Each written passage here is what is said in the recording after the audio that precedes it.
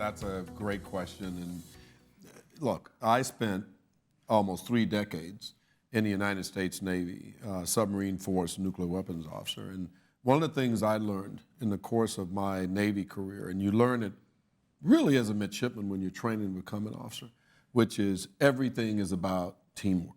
Mm-hmm. Nothing gets done as an independent contributor. That notion doesn't even exist in the submarine force. And what I found throughout my private sector career and now my public sector career is that notion about collaboration and teamwork is the key when you want to solve big problems.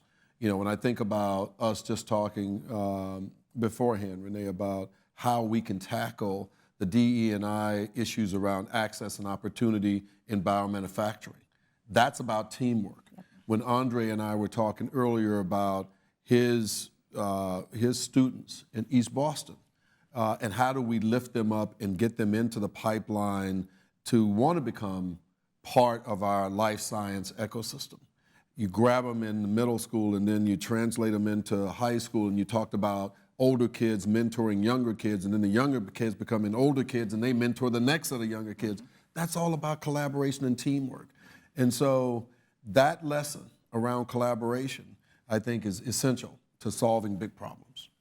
You know, before I hand it over to Andre, first of all, thank you for your service to our country. That's an important component of, I think, what we're talking about here, which is when we talk about teamwork, it's not going to be just the private or the public sector that solves sort of the issues that are before us. If we need to produce breakthroughs, which we're doing in life science and biotechnology, we need breakthrough solutions to help make that happen.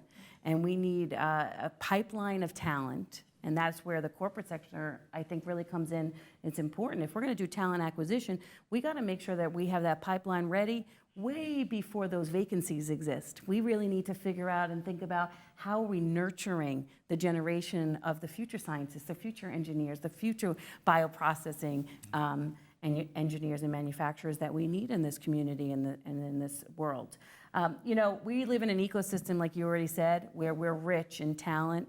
We're rich in university, we're rich in, I think, desire to do what's right for science and to advance science. And now we really have an opportunity to mold the young minds to make sure that we can fill that opportunity with great thinking and great science together, I think. And it's not going to be just one of us. And Andre, as you've said, I mean, one of my most proudest moments is the work we do as a company with our Curiosity Cubes and going into underserved communities and seeing their faces light up when they see science. And that's what things like MassBioEd do too. It's like we need to bring that to them so that they can experience it. And how do we get that to more people? Yeah, I think that for students, one of their main misconceptions that they have about science and the way that the world works is that you do it by yourself, right? You do it all on your own. And that's not a reality. Science is always about collaboration. You have to have someone who's good at data science working with someone who's good at the bench work, someone who's good at coming up with the concepts. You need the PI to be there. You need the funding. And students just have this idea that it's all just separate silos. And so one of the things that I've really been trying to work with and been helped by MassBioEd is getting those students in front of people who do different aspects of that, so that you see someone who's working as a clinical researcher, someone who's working on the bench, someone who's working in the regulation side, people who are doing, marketing, people who are doing law. There are various aspects of every single company that people need people for those specific roles, and having students be exposed to that is why I think that MassBioEd and all the partnerships that we have are important. We as educators can't do anything if we don't have the support from corporate. We can't do anything if we don't have the support of the schools and a whole community building those students up and getting them to the places where they can take those.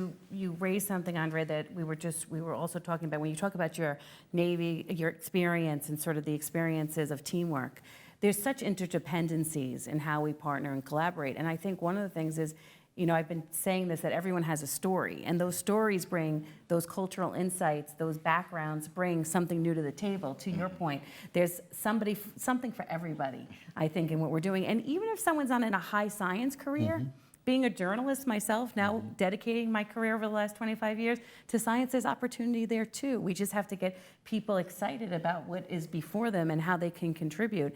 And I think one of the things that with the Mass Life Science Center especially, we have had the grand opportunity to help not only build the pipeline, but to make sure that there's an opportunity for people as they come and move to this region of the world, that they can flourish in their careers and really put roots here in this state and kind of build on that. And I don't think that's the case in all the other states. No, I think that that's our advantage. I mean, I really do believe that the center, you know, which has been now, I think we're 14 or 15 years, right, since our inception.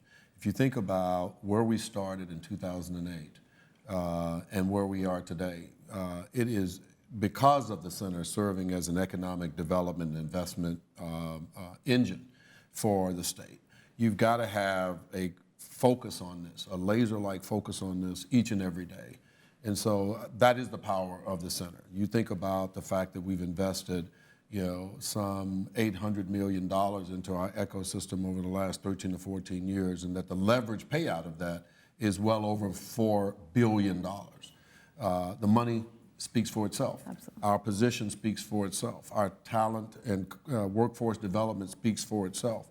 But now we've got to get the biomanufacturing piece right. That's where I think we've got a real opportunity to continue to grow as an ecosystem, and at the same time to lift people up and address our DE&I concerns all at the same time. And so that's why it's so exciting for me, is because I think we've got an opportunity here to solve multiple problems all at the same time. Absolutely. You know, I think when, as a company person and having been involved in MassBioEd now for almost, you know, over 10 years myself, there is a way to also make sure that we realize that this is not, if you're doing something already, this is an other than or an or, this is an end. You know, the work that's being done with MassBioEd in conjunction with Mass Life Science Center, in conjunction with all the schools around the state, actually complements a lot of the activities. And when I look at our corporate agenda and our pillars of corporate responsibility, I kind of say, where does it fit? And how does that augment both what we're doing as a company and our commitment, but also augment what it is we're doing as an ecosystem? And I think that as we move forward, and Andre, you probably see it, it's not only the students, it's also the teachers. Yes. You know, we have to keep the teachers engaged. This is a profession that's under pressure. This is a profession that, I'm married to a teacher, so I can actually say that. But this is a profession that, you know, I think droves of people we're going into for lots of different reasons. We need to keep that excitement up, but we also have to give them modern day tools to be able to educate in a way that then that can translate their students to becoming people that go on to college and have careers in the space. So that teacher perspective and keeping that energy up, I think, is as important to keep an eye on, don't you think? I think so. I think that for my students, a lot of what brings their excitement in the classroom is having the tools, being able to use them, and seeing how this actually works in real life. And you know, through the Mass Life Science grant that we got a few years ago and the partnership that we've had with MassBioEd, we've been able to give students that opportunity to see this in real life and experience it. And I think that that's really what's going to change a lot of the minds of the students. Reading it in a book is one thing, but experiencing and taking on the role of someone who's working in these fields is incredibly important, and it actually shapes their framework and says, oh, I can do this too. That's essential to how things happen. And I think one of our favorite components of being a life science company involved in MassBioEd Foundation is the practical ability to have the students come in. You know, we have such, forget about the institutions that we have that are amazing.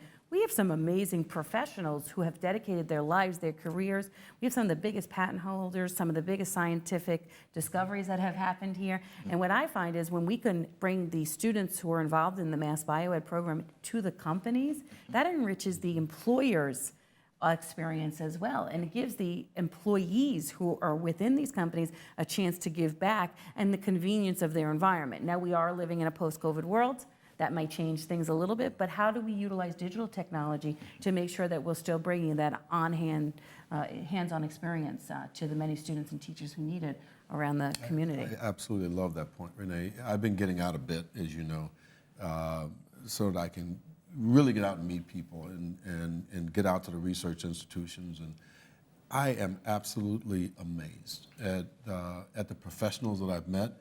Just meeting Andre today, right? I'm always bowled over, literally bowled over by the level of enthusiasm and passion and commitment that our professional educators have to our students. And so I really applaud the efforts that you and your colleagues make, because to me, that's the secret sauce. I mean, it really is. When it comes down to it, you can spend all the money in the world. You can have all the jobs in the world. But if we don't have folks like Andre, who are inspiring kids to come along into this space, then we're lost. And I'm convinced that because of folks like Andre, that we're going to meet the challenge of today. So it's very hopeful. Every time I go out, I literally come back from those opportunities feeling even more bullish on Massachusetts and what we can accomplish here because of the passion and commitment we have from our professional educators. I think that in turn, the teachers also gain a lot from seeing these professionals in these roles, because not every teacher has had, the specific pathway that I had. I went into research. I worked in the life science industry for a little bit, and so I have, a few more connections than most teachers have by nature, because a lot of them come straight from undergrad and go right into teaching. And I think that having access to Millipore Sigma or, Amgen, Biotech, Vertex, I can list all the many ones that we've partnered with, but having that experience and giving teachers the opportunity to learn about stuff that they can then take to their students and then bring their students into those same spaces is, I think, really the key. And having all these partnerships allows us to do that in a real way. And MassBioEd has also been incredibly important in making sure that when I do learn a new technique or I am trying to get something new in front of the students, that I feel comfortable and confident giving this information to the students, and that I'm not just, reading from a script. I actually understand what's going on. So important, so important.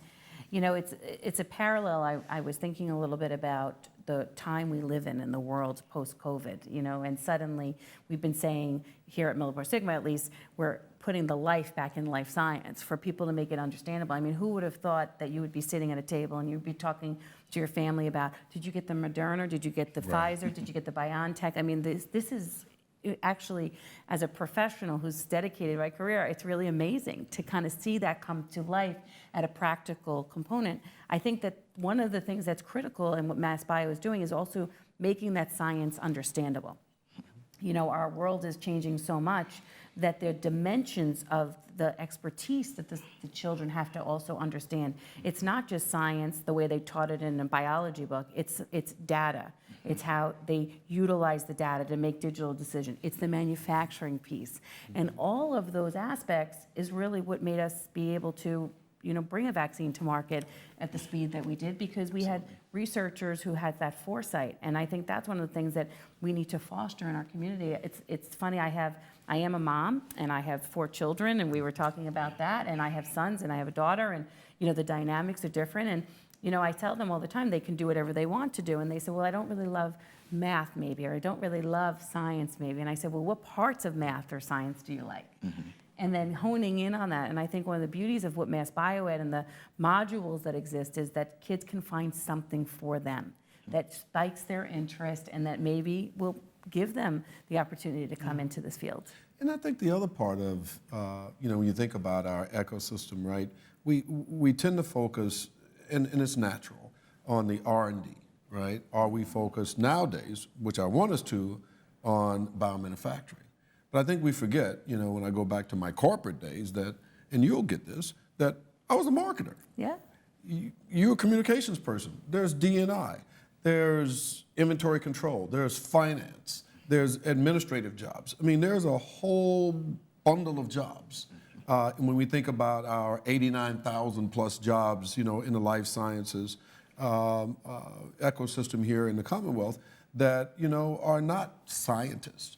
And so there's a I guess the point I'm trying to make is there's an opportunity to participate in this sector beyond being a scientist. I couldn't have said it better myself. I think, when we see some of the students come here, we just finished our internship cohort, which I just love having. We have global internships across the country and across the globe, of course. I think many companies also have those internships. So how do we make sure that a kid coming out of junior high, a kid coming out of high school finds just science interesting, or they see all these companies all around the region they grew up in and say, I want to work there one day. And they might not have a competency specifically in the science, but they realize that there's a place for them in that community. So I think we have our work to do, but again, I don't think it's going to happen just by ourselves. Right. It's going to be the fostering of partnership between the private, the public, and the corporate sector, and to make sure that we make things happen in the right way. Amen to that. That is the only way we're going to get it done. That's right. I agree.